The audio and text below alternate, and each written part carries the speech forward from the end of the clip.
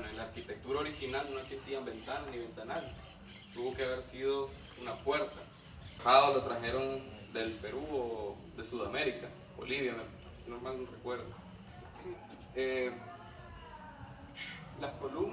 Las columnas de sección ortogonal de madera, bueno, características también de la arquitectura de la época colonial, con su base de piedra, que después posteriormente pues, se fue utilizando concreto, que termina en una zapata a 180 grados con formas geométricas, características. Aquí está la característica de la arquitectura árabe, ¿verdad? Esas volutas que tienen, esos remarcos que se le hacen, son exportadas del tiempo que España estuvo conquistada por los moros, que les decían ellos, que eran los árabes, para los tiempos de la Guerra Santa y todo ese tiempo.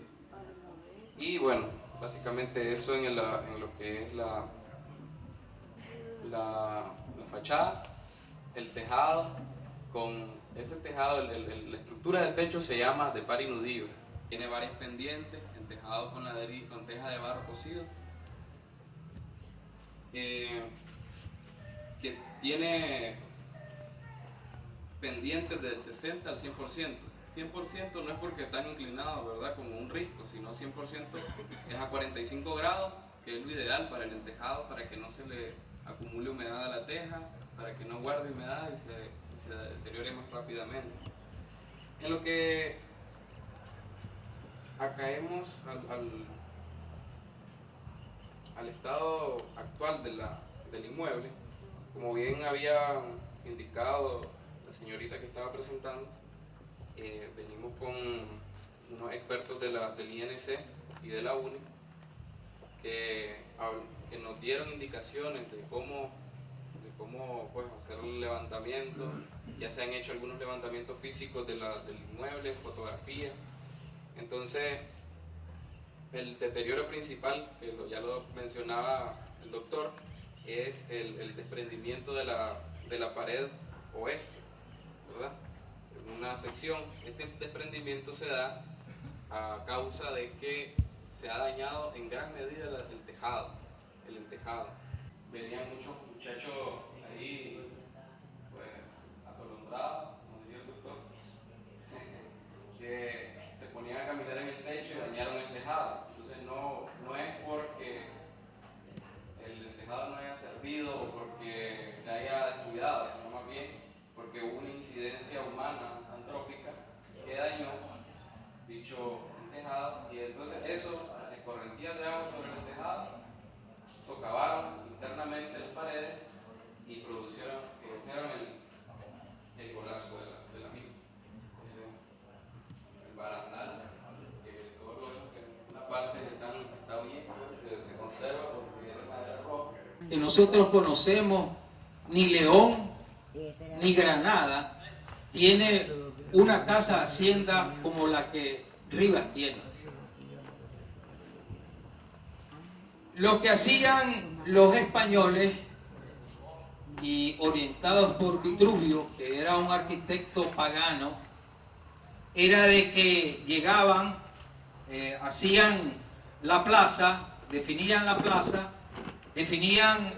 las calles, ponían al lado este el templo, al lado oeste el palacio de gobierno, al lado norte lo que es la gobernación, los militares, etc. Ese era el tipo de ciudades que construían los españoles. Y además decían de que la iglesia, el templo donde se adoraban a los dioses, porque estamos hablando del tiempo pagano, de Vitruvio, es que debería estar orientado de oeste a este. Es decir, cuando uno entra al templo, entra de frente al sol naciente. A los ídolos, al dios, a la estatua, le daba el sol en la espalda. Y así se construyeron todititas las iglesias católicas, a excepción de una, nuestra iglesia San Francisco. Y usted dice, ¿qué pasó? sencillamente porque no era una iglesia. Originariamente fue construida como un convento. También fueron las haciendas, contrario por ejemplo a las colonias, a la visión española, que primero se construía la calle empedrada y después se construían el barrio y después la ciudad. Aquí no, aquí fue primero la hacienda. Estaba al oeste la hacienda Guadalupe, al este la finca, la hacienda Mongalo, que queda o quedaba por allá por la farmacia Rivas, por lo que es la calle El Chorizo. Al lado norte, la hacienda Guadalupe, que era la hacienda Santa Úrsula, que era toda esta parte norte de la ciudad, y la parte sur, que no había ninguna hacienda porque había accidentes, morros, lomas, como la loma Carazo, la loma Chamorro, y un accidente geográfico que era el Río de Oro, que impedían el desarrollo urbanístico de la ciudad. Entonces fueron las haciendas las que hicieron la ciudad. Vinieron los españoles criollos de Granada, vinieron a este lado aquí, al lado de la comunidad indígena de San Jorge, instalaron las haciendas y llamaron a los indios a que le construyeran, a que le sembraran el cacao. Porque no fueron los españoles los que trajeron el cacao aquí, fueron los indios de San Jorge los que conocían la edad de la planta, cuándo sembrarla, cuándo cortarla, cuándo abonarla, cuándo sanarla de las pestes. Entonces trajeron a los indios y empezaron a sembrar cacao en estas haciendas y se volvieron grandes exportadores. Los principales exportadores de cacao fueron los ribenses. Esa es la historia de esta ciudad y se la debemos principalmente a la Casa Hacienda Guadalupe, principalmente porque esta ciudad, me gustaría usar otra palabra pero no la encuentro, está echada hacia el oeste. Es decir, no tuvo su desarrollo hacia la Panamericana como la que vemos ahora, sino que está echada para acá, para el lado oeste. Aquí tenemos el camino real, que es el que viene del hospital, digamos, llegaba hasta aquí porque había un morro, el tolondrón, que impedía el avance. La calle real, después la siguiente calle se le llamó la calle nacional, que es la calle principal y que va a dar a la hacienda Guadalupe. Leo, en las haciendas de León y Granada, en tiempos de la colonia, decir hacienda era sinónimo de rural. En cambio, en la ciudad de Rivas, las haciendas fueron las que formaron la vida urbana. Las haciendas en tiempos de la colonia eran sinónimo de ganado, vacas, yeguas, puercos, cabras y ovejas que se comercializaban con Guatemala principalmente. Las haciendas se dedicaban también a las tareas agrícolas para el autoconsumo. En Rivas, las primeras haciendas en instalarse eran de cacao, del principal producto de exportación de la época. Existían haciendas ganaderas, pero más adelante del río Las Lajas hacia Aricoya. Las haciendas originarias no eran de españoles, sino de descendientes de españoles, los criollos, los nacidos en el territorio. José Coronel Urtecho es de la tesis de que Rivas nació, abro comillas, como plantas del suelo al influjo de la vida en las haciendas formadas por los criollos, y que la comunidad indígena de San Jorge contribuyó a la formación o desarrollo de estas haciendas. Los criollos de Granada fueron los primeros en instalarse, permanecían largo tiempo en las haciendas, regresaban a abastecerse y volvían a permanecer temporadas enteras, y así fueron requiriendo primero de la familia, luego de los vecinos, hasta contratar personal. Nacían nuevas plantaciones y haciendas de cacao que requerían de personal de trabajo, A la vez solicitaban vivir en los linderos de la propiedad. Para tal fin, las haciendas de Rivas fijaron un centro donde se desarrollara la vida urbana de los trabajadores y su familia. El centro escogido fue entre las propiedades de la Hacienda Guadalupe al oeste, Hacienda Santa Úrsula más hacia el norte y Hacienda Mongalo al este. Es del 25 de marzo de 1980. De este departamento y del Ministerio de Cultura, en ese del decreto del 2001, no sé si ya están aburridos para el... Posteriormente, y siguiendo los turismo, el Ministerio del Ambiente y Recursos Naturales y las funciones que deberá tener la antes de la fiesta patria 2001. Aquí está la carta dirigida al presidente de la Protección del Patrimonio Cultural de la Nación por el Estado.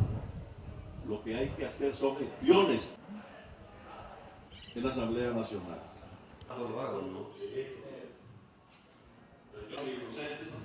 Y no hagan un aporte.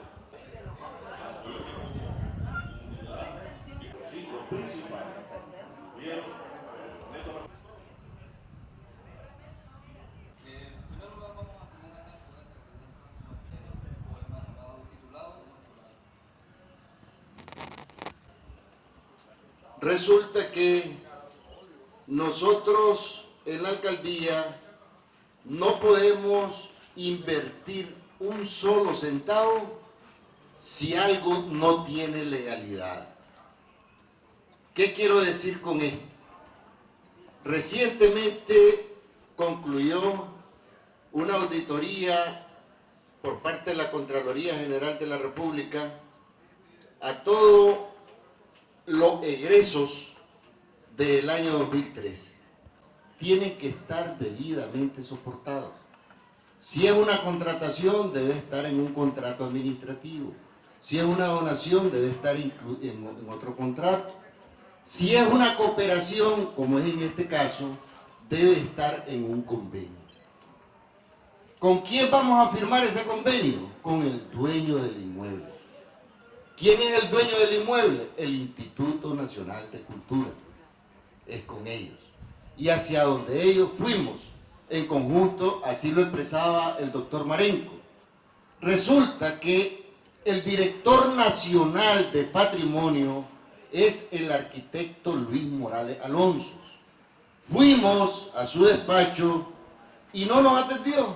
Puso al divulgador que nos atendiera. Después nos cruzamos a donde Vilma de la Rocha, que es la directora del Instituto de Cultura, y estaba también Alicia de la Rocha, que es su asistente, y nos dijeron en esa oportunidad que nos iban a proporcionar una donación que quería dar a Nicaragua una fundación que se llama Príncipe Claus. Nosotros le mandamos todo lo que nos pidieron, sin embargo no hemos oficializado este convenio con ellos. Creemos que tal vez es por problemas de tiempo de cada uno de estos funcionarios. Es probable que sus múltiples ocupaciones no les permitan reunirse con nosotros, pero quiero dejar claro que la alcaldía de Rivas ha estado en la disposición.